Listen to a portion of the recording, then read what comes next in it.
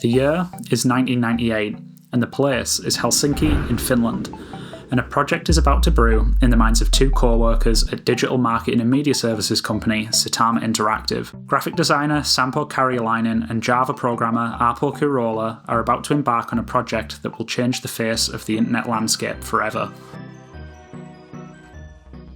Sometime in 1999, they were approached by two friends of theirs, musician Marko Newberry, aka Mihail Gloms, and director Miikka Lommi, aka Johan Giborg. These two guys had formed a new music duo called Mobiles, and they were currently looking for someone who could create a website to help promote their first album, Disco Tana Uana. And to get things off the ground, they presumably, knowing that Aapo and Sampo were in the marketing and tech industry, thought, hey, these two guys would be the best people to ask.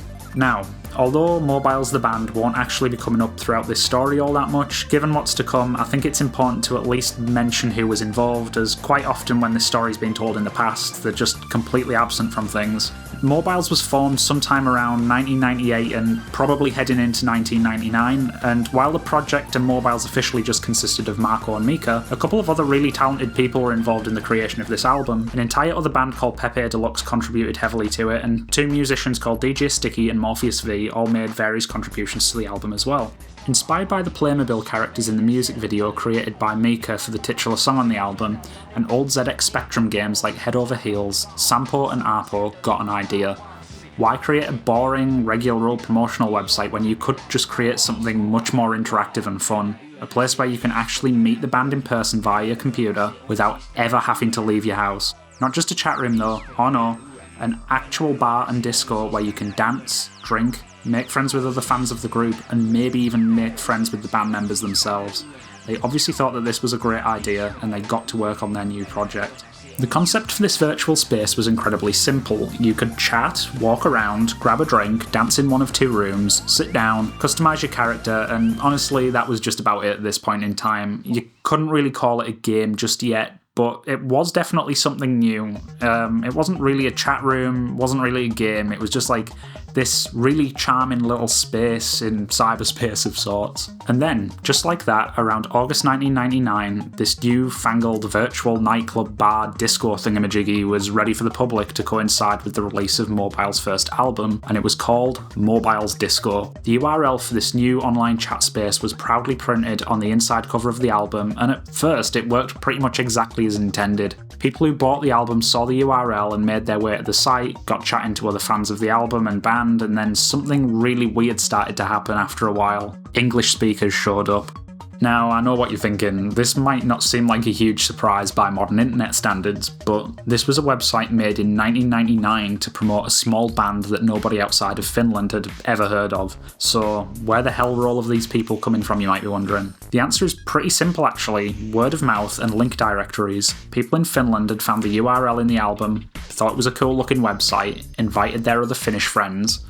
Those Finnish friends later invited some of their non-Finnish friends, and those non-Finnish friends invited their non-Finnish friends, and before anyone knew it, Mobiles Disco was packed with people that had never even heard of the album it was supposed to promote, to the point where they had to create an English language version of the client in May 2000 to cope with the sheer amount of traffic they were getting.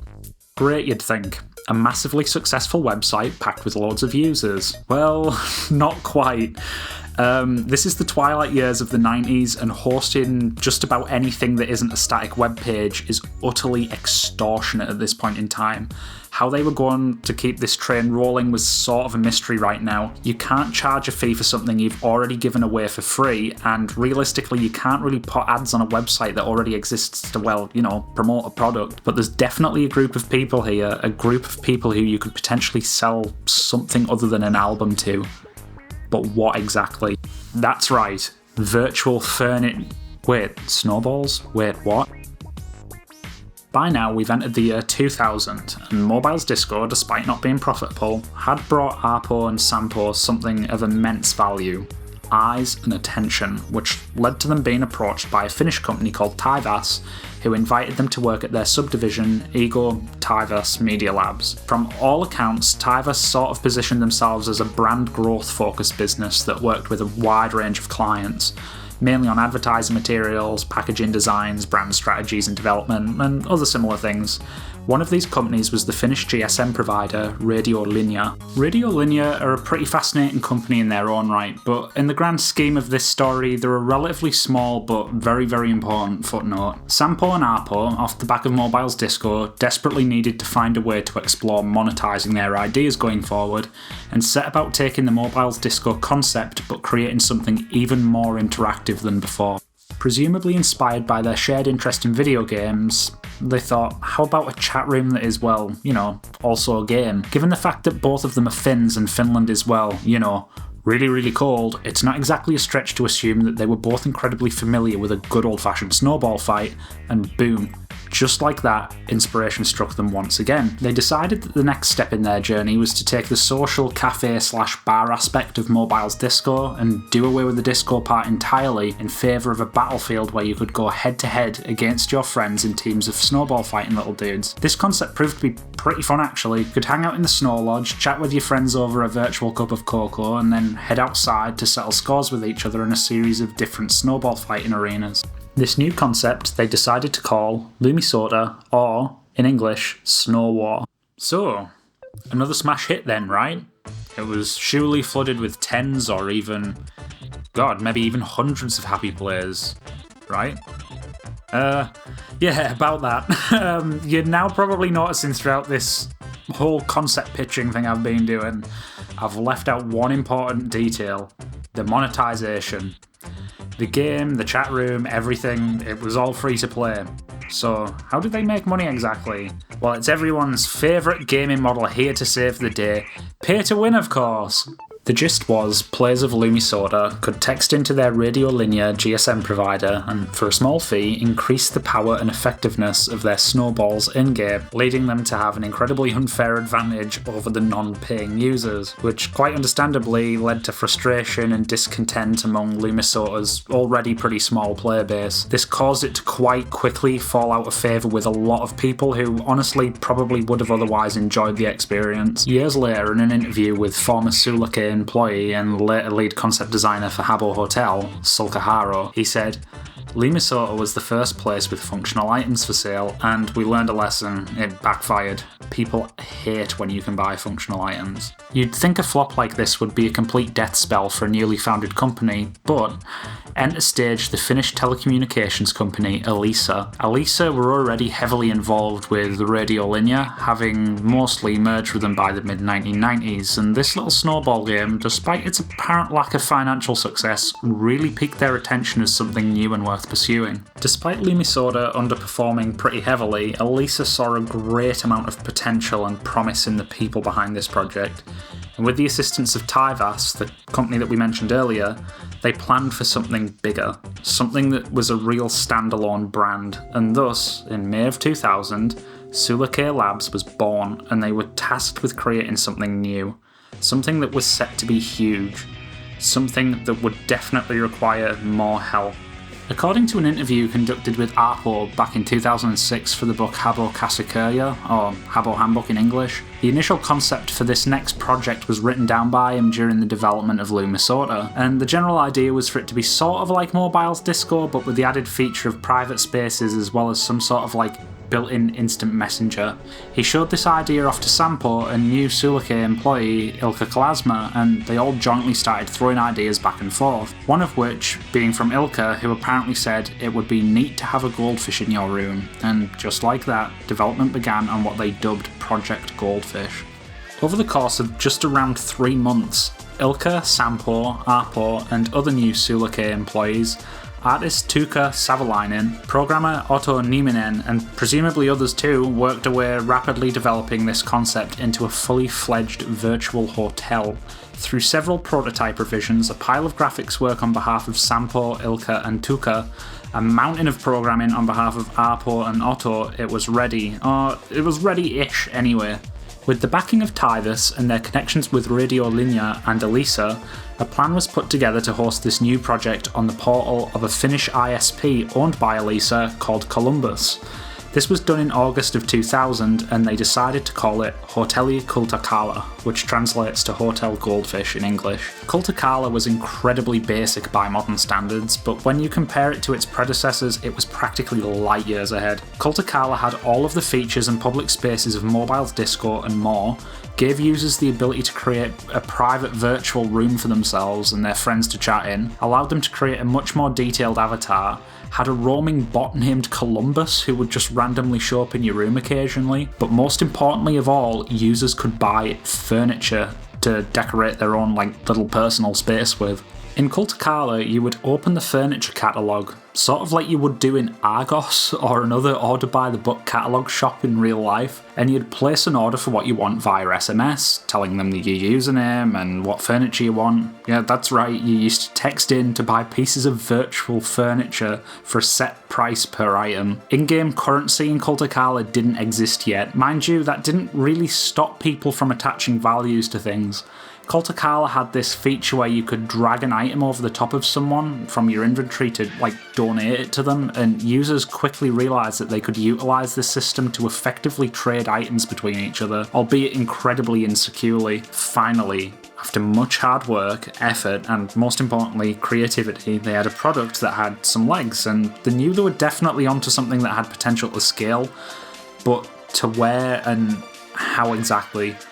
Now, this is the part of the story where things start to move scarily quick. From the start, Kultakala was strictly targeted towards Finns, but once again, non-Finnish speakers stumbled across it and seemingly latched onto the concept. Word spread fast about this new game, and before they knew it, it was flooded with non-Finns even faster than Mobile's Disco was. One of these non-Finnish speakers that came across it was not like the others though.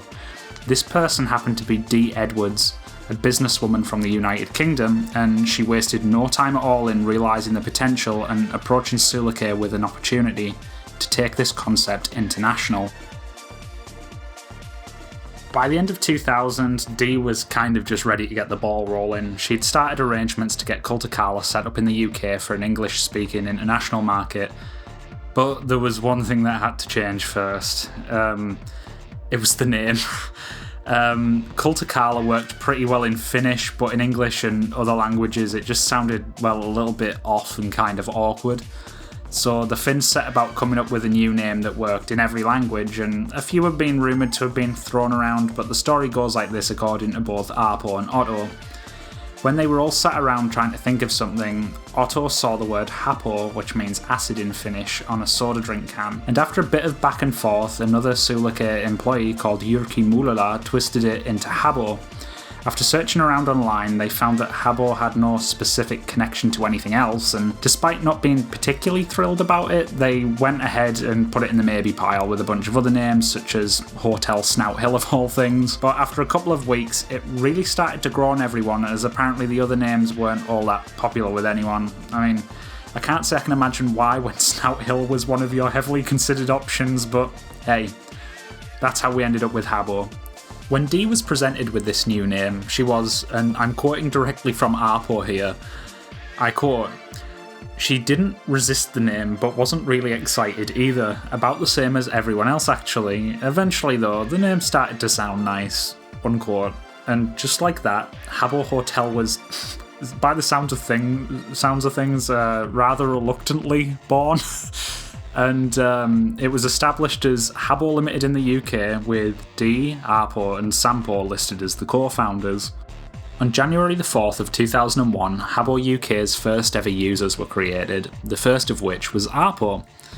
But the hotel wasn't ready for the public to access it just yet.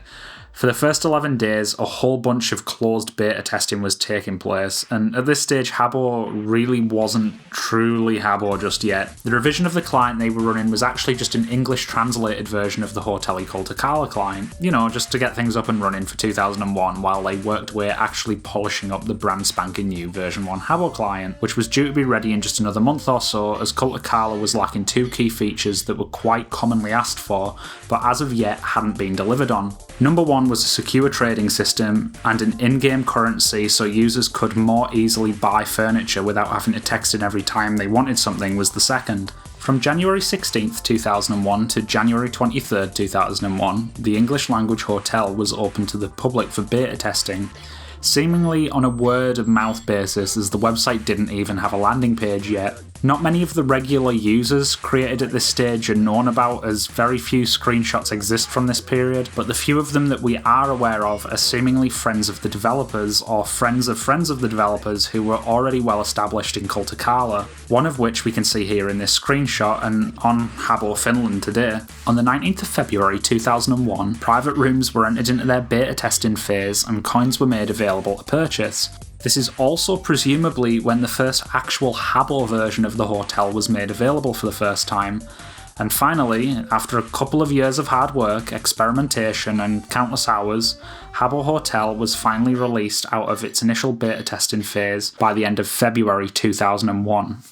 The next few years for Habbo were like an absolute haze. The older audience that Habbo was initially created for quickly became outnumbered by teenagers by 2003, largely due to the rise in home internet connections, and Sulake switched focus to this demographic, a move which proved massively successful for several years, allowing them to spread to over 29 countries in the coming decade. And all these years later, Habbo is still kicking, albeit with a much older user base weirdly enough. Those same teenagers who chased out the 20-somethings all those years ago are now 20, 30 and even 40-somethings themselves.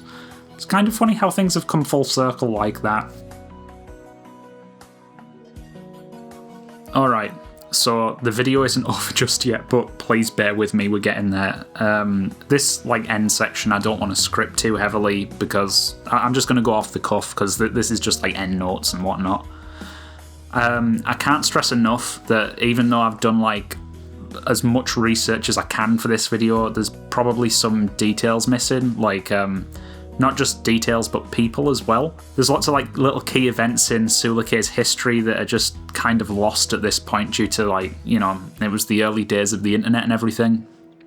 For example, there's a link in a guy called Otto's test directory on the Sulake homepage from 2001 that links to something called mchat. Despite digging everywhere on the internet, there is practically zero information about what this was, but by all accounts it looks to be a sort of direct successor to mobile's disco.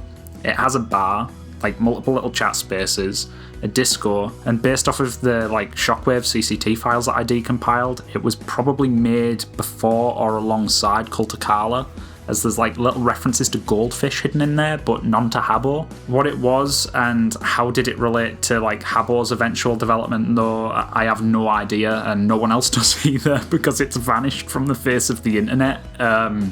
It was available in 2001 and it was playable because a Finnish fan site that Aski from Hotelli pointed me towards talked about it, but it was never archived in any meaningful form, so it's just gone.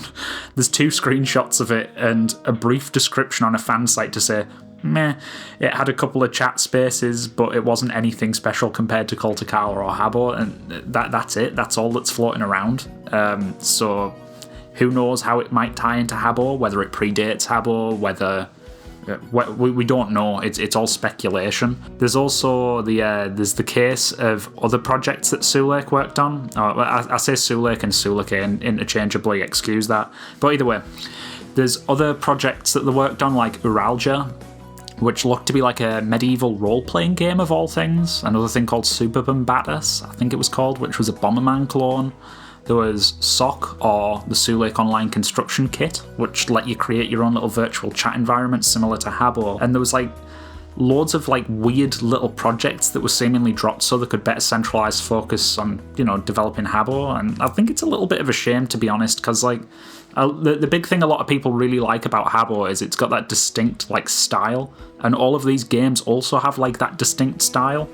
But I do understand, for a new company at the time, especially in the early 2000s when you needed to get something to stick.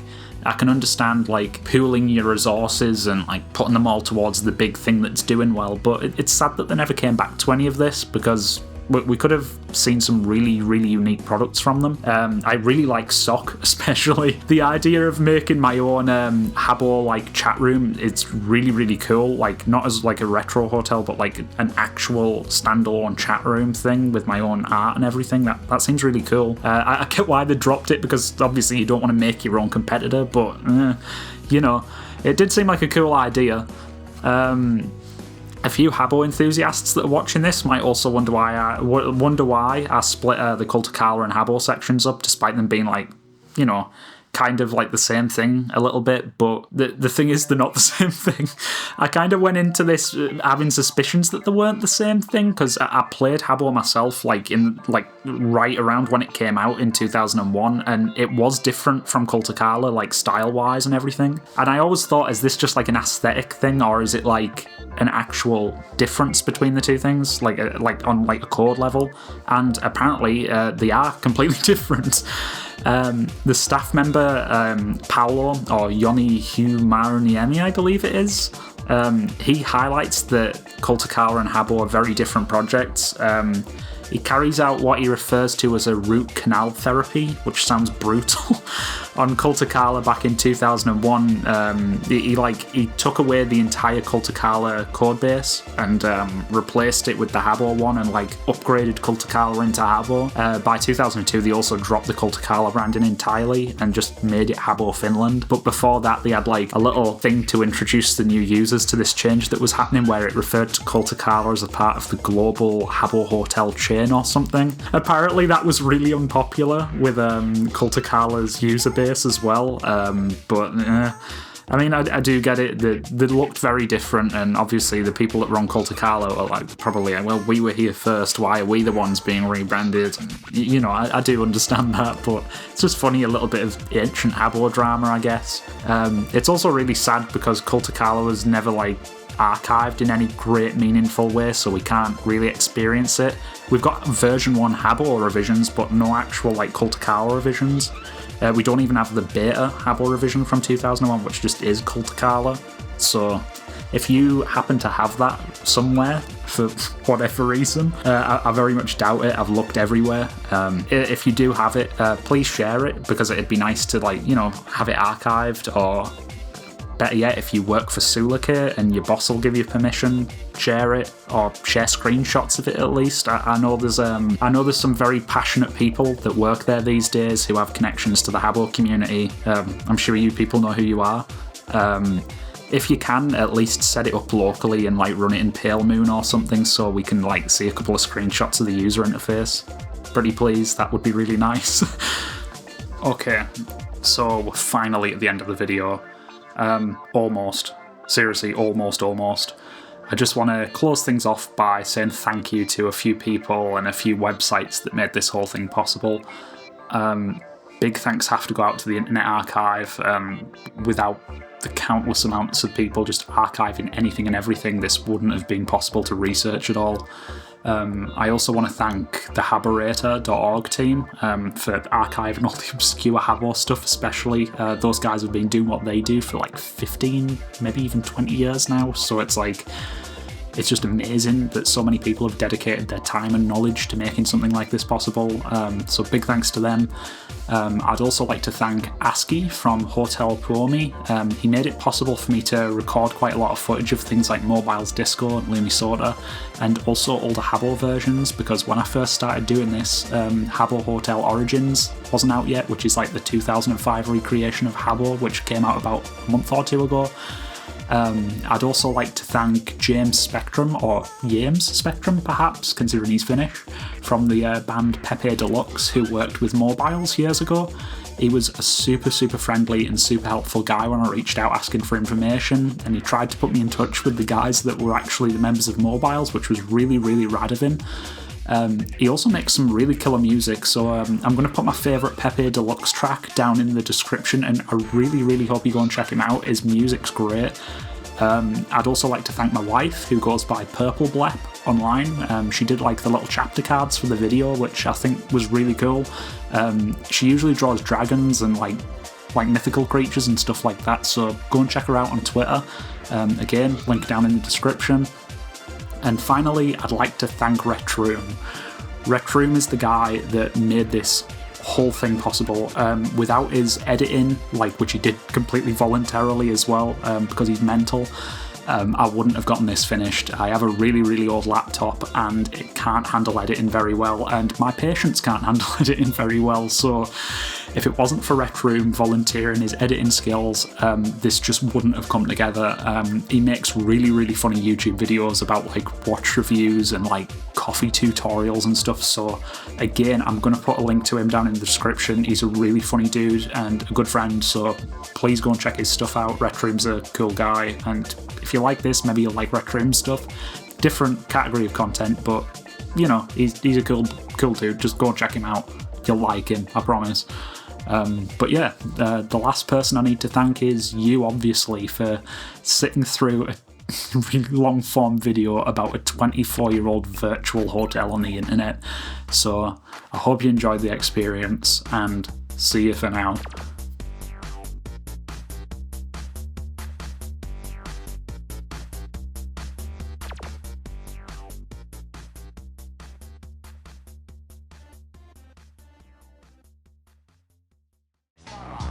Jos on meidän selkälippu. Himme takatukkasi on Fleda ja ne butsit. Niinku kollis, faaraut kamaa. Sama säätö niinku Star